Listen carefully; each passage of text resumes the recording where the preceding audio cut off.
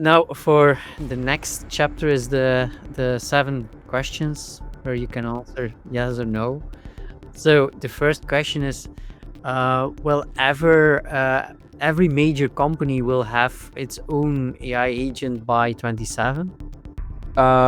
Short answer, yes. A little longer answer is it depends on if you're talking about public or private. I'm sure at most companies are experimenting internally with agents, even if they're not public. So the answer would be yes. Okay.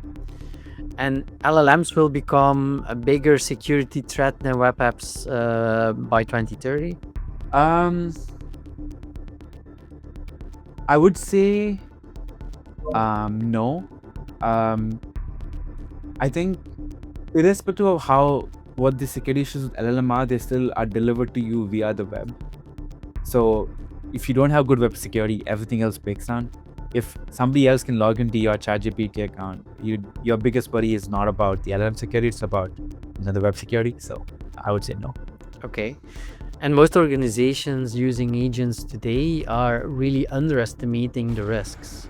No, I would say I think most people who are using agents are actually like being quite cautious. That's why we haven't seen as rapid of an adoption because we are a little hesitant, especially because of the non-determinism.